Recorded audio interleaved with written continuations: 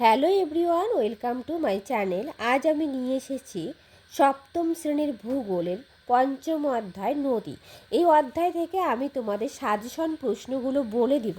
যে প্রশ্নগুলো বলে দিব আশা করি এর বাইরে কোনো প্রশ্ন থাকবে না, এখান থেকেই প্রশ্নগুলো তোমরা কমন পেয়ে যাবে।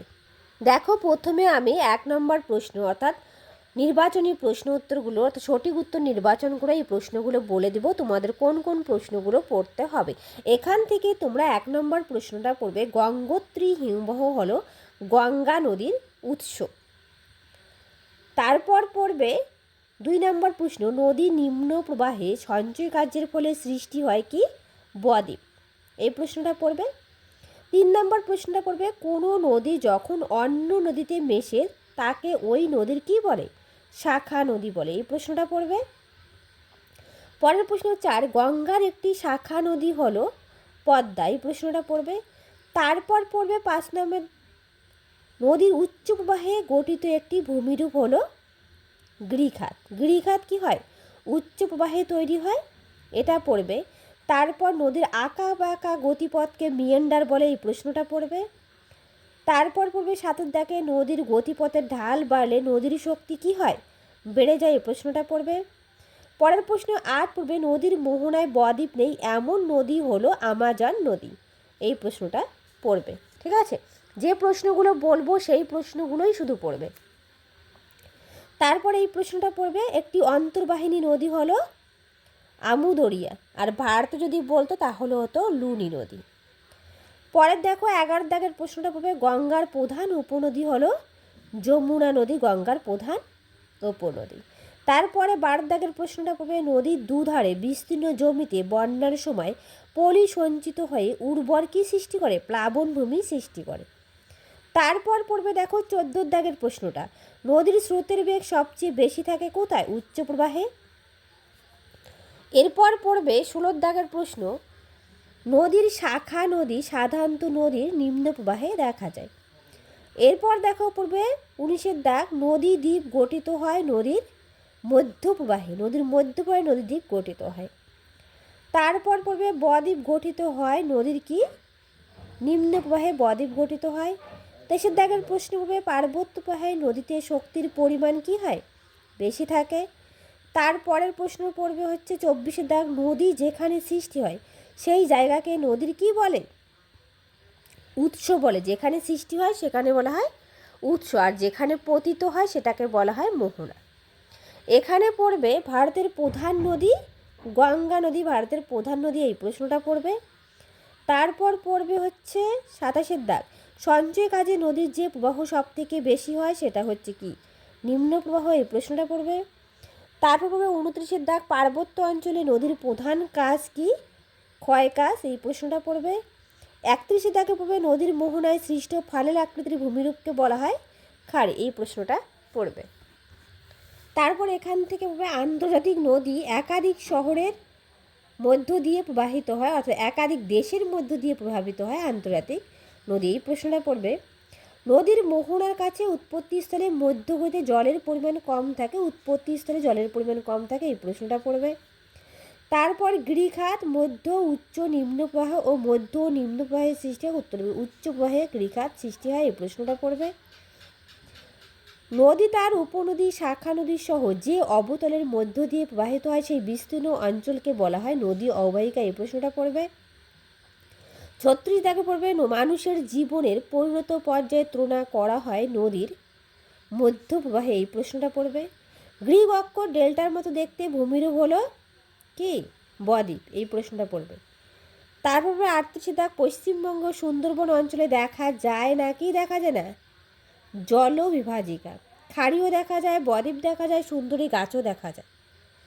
তারপরের প্রশ্ন পড়বে 39, মোহনার কাজে নদীর প্রধান কাজ কি? সঞ্চয়। পরের প্রশ্ন 40, মন্থকূপ গঠিত হয় নদীর পার্বত্য প্রবাহে। যেগুলো বলছি সেইগুলোই শুধু পড়বে। এরপর দেখো পরের প্রশ্ন পড়বে, নদী অববাহিকা হলো নদী যেখানে সৃষ্টি হয় নাকি নদী যে অঞ্চলের মধ্য দিয়ে প্রবাহিত হয়? নদী যে অঞ্চলের মধ্য দিয়ে প্রবাহিত হয় সেটা হচ্ছে নদী অববাহিকা, এটা পড়বে। তারপর পড়বে যেখানে গিয়ে নদী শেষ হয় তাকে বলা হয় মোহনা, এটা পড়বে। 45 নম্বরটা পড়তে হবে না। এরপর পড়বে নিচের দিকে দেখো, পৃথিবীর স্থলভাগের অর্ধেকেরও বেশি ভূমিরূপ তৈরির জন্য দায়ী হলো কি? নদী। এই প্রশ্নটা পড়বে। এরপর দেখো এক কথায় উত্তর থেকে যে প্রশ্নগুলো পড়তে হবে, ভারতের আদর্শ নদী কোনটি? উত্তর গঙ্গা। উৎস থেকে মোহনা পর্যন্ত যে খাতের মধ্য দিয়ে নদী প্রবাহিত হয় তাকে বলা হয় নদী উপত্যকা। যুগ্ম নদী হিসেবে পৃথিবীর দীর্ঘতম নদী কোনটি? উত্তর আমেরিকার মিসিসিপি মিসৌরি। পৃথিবীর সর্বাপেক্ষা চওড়া জলপথ কোনটি? লাওসের খোন জলপ্রপাত। বীরভূমের একটি অনিত্যবহ নদীর নাম লেখো। সিদ্ধেশ্বরী। কাবেরী নদীর উপরই স্থিত জলপথের নাম শিবসমুদ্রম জলপ্রপাত। পৃথিবীর বৃহত্তম দীর্ঘতম নদী কোনটি? দক্ষিণ আমেরিকার আমাজন। এগুলো পড়বে। তারপর এখান থেকে পড়বে নায়াগ্রা জলপ্রপাত কোন নদীর উপর অবস্থিত? Saint Lawrence. পৃথিবীর বৃহত্তম নদী অববাহিকা আমাজন অববাহিকা পড়বে। ভারতের সবচেয়ে বড় জলপ্রপাত কোনটি? কুঞ্চিকল, এটা পড়বে। তারপর 13 দাগের পড়বে ভারতের বৃহত্তম নদী মধ্যবর্তী দ্বীপটির নাম মাজুলি, এটা পড়বে। যোগ জলপ্রপাত কোন নদীতে দেখা যায়? এটা পড়বে সরাবতী নদীতে।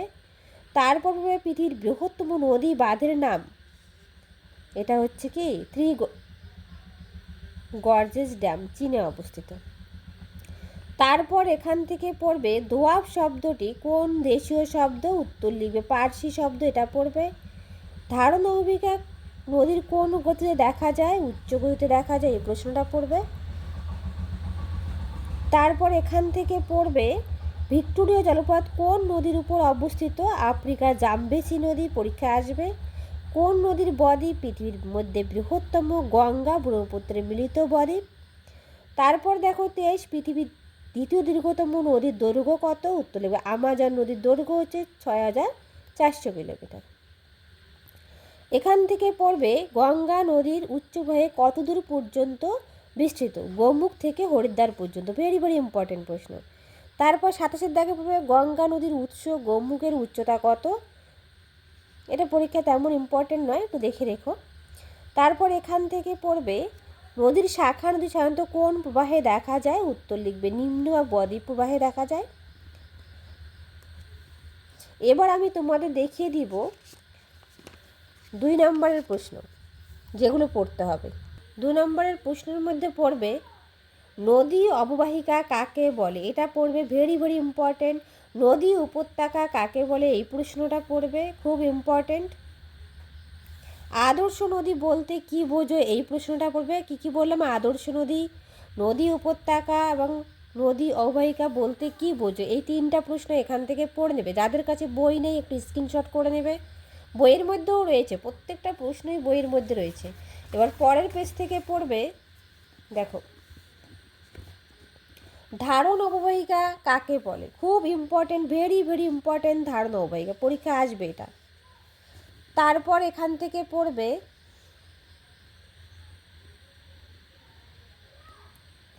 নিত্যবহ নদী পড়বে। নিত্যবহ নদী কাকে বলে পড়বে।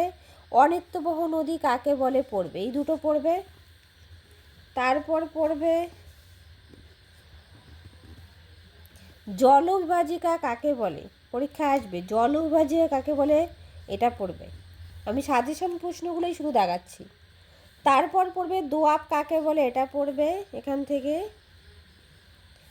থেকে তেমন ইম্পর্টেন্স কিছু নেই, পরের পেজে চলে যাও। এখানে পড়বে নদীর মধ্যগতির বৈশিষ্ট্য। এই কয়েকটা প্রশ্নই তোমরা। তারপর এখানে এই প্রশ্নটা পড়বে উপনদী শাখা নদীর সঙ্গে প্রধান নদীর সম্পর্ক কী, অর্থাৎ উপনদী শাখা নদী কাকে বলে। এই কয়েকটা প্রশ্ন পড়বে 2 নম্বরের জন্য, পরীক্ষায় আসবে। ঠিক আছে, এর বেশি কিছু পড়তে হবে না। এরপর আমি তোমাদের দাগিয়ে দিব 3 নম্বরের জন্য যে প্রশ্নগুলো আসবে। টিকা লেখো। টিকা লেখো উপনদী, ভেরি ভেরি ইম্পর্টেন্ট। উপনদী পড়বে। শাখা নদী, উপনদী আর শাখা নদী দুটোই খুব ইম্পর্টেন্ট, টিকা আসতে পারে। প্লাবন ভূমি বা স্বাভাবিক বাঁধ, ভেরি ভেরি ইম্পর্টেন্ট, পরীক্ষায় থাকবে এই প্রশ্নটা, এটা আসবে পরীক্ষায়, পড়বে। নদী অববাহিকা তো আগেই বলেছি পড়বে। তারপর এখান থেকে পড়বে মিয়েন্ডার, টিকা লেখো, আসবে পরীক্ষায় মিয়েন্ডার। তারপর এখান থেকে পড়বে গঙ্গা নদীর গতিপথ, তোমাদের টেক্সট বইয়েও রয়েছে গঙ্গা নদীর গতিপথ, এবং এখান থেকেও পড়বে গঙ্গা নদীর গতিপথ। 3 নম্বরের জন্য এই কয়েকটা প্রশ্নই পড়বে, এনাফ, এর বাইরে আর কিছু পড়তে হবে না। এবার দেখো এই অধ্যায় থেকে পার্থক্য পড়বে, কি কি পার্থক্য পড়বে আমি বলে দিচ্ছি। এখান থেকে পার্থক্য পড়বে উপনদী ও শাখা নদীর পার্থক্য, ঠিক আছে, এই পার্থক্যটা পড়বে। আর একটা পড়বে গিরিখাত ও ক্যানিয়নের পার্থক্য, পরের পেজে রয়েছে গিরিখাত ও ক্যানিয়নের পার্থক্য, আসতে পারে পরীক্ষায়। আর তেমন পার্থক্য আর পড়বে নিত্যবহ এবং অনিত্যবহ নদীর মধ্যে পার্থক্য, এই 3টা পার্থক্য পড়বে এখান থেকে। নদী দ্বীপ বদ্বীপের মধ্যে পার্থক্য, এই প্রশ্নটা পরীক্ষা আসতে পারে, এটাও পড়বে, ঠিক আছে। আর 5 নম্বরের জন্য যে প্রশ্নগুলো পড়বে, এখানে 3টা প্রশ্ন পড়তে হবে 5 নম্বরের জন্য। একটা হলো উচ্চ প্রবাহে বা উচ্চ পার্বত্য অঞ্চলে নদীর ক্ষয়কার্য দ্বারা গঠিত ভূমিরূপগুলো কী কী, ভেরি ভেরি ইম্পর্টেন্ট, পরীক্ষায় আসবেই। আই ও ভি আকৃতির উপত্যকা একটা ভূমিরূপ, মন্থকূপ একটা ভূমিরূপ, এগুলো আবার টিকাও আসতে পারে। পরের পেজে দেখো রয়েছে গিরিখাত ক্যানিয়ন, ভেরি ভেরি ইম্পর্টেন্ট। তারপর জলপ্রপাত, এগুলো হচ্ছে সব উচ্চ প্রবাহে অর্থাৎ ক্ষয়কার্যের ফলে সৃষ্ট ভূমিরূপ। তারপর হচ্ছে খরস্রোত, আবদ্ধ শৈলশিরা। তারপরে আরেকটা প্রশ্ন পড়বে মধ্য বা সমভূমি অঞ্চলে নদীর ক্ষয়কার্যের ফলে সৃষ্ট ভূমিরূপগুলো কী কী বর্ণনা করো, এই প্রশ্নটা খুব ইম্পর্টেন্ট। তাহলে মধ্য বা সমভূমি কোন কোন ভূমিরূপ গড়ে ওঠে, মিয়েন্ডার, টিকা আসতে পারে, মিয়েন্ডার পড়বে। অশ্বক্ষুরাকৃতি হ্রদ পড়বে, ভেরি ভেরি ইম্পর্টেন্ট, অশ্বক্ষুরাকৃতি হ্রদ, টিকা আসবে। তারপর চওড়া ও অগভীর নদী উপত্যকা, নদীর খাড়া পাড়, ঢালু পাড়, এই কয়েকটা লিখে দিবে সমভূমি প্রবাহে।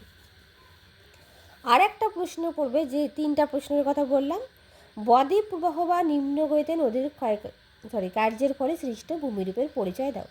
প্লাবনভূমি, স্বাভাবিক বাঁধ বা লেভি, বালুচর, বিনুনি নদী এবং অশ্বক্ষুরাকৃতি হ্রদ, এই 3টা প্রশ্ন এখান থেকে পড়লেই এনাফ, এর বাইরে কিছু পড়তে হবে না।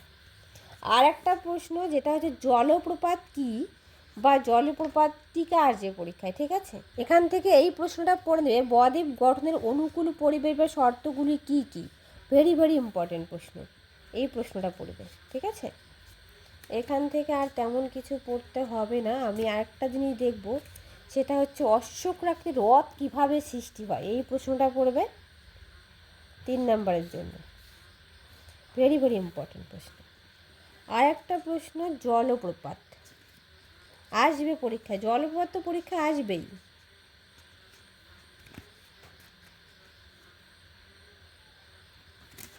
ঠিক আছে, জলপ্রপাত কিন্তু পরীক্ষা আসবে, সেটা পড়ে নিবে অবশ্যই। তাহলে আজ রইল এ পর্যন্ত, আবার দেখা হবে নতুন আর একটা ভিডিওতে। যদি ভিডিওটা ভালো লেগে থাকে প্লিজ একটা লাইক, শেয়ার অ্যান্ড কমেন্ট করবে, আর যারা নতুন সাবস্ক্রাইব করে পাশে থাকবে। Thank you everyone.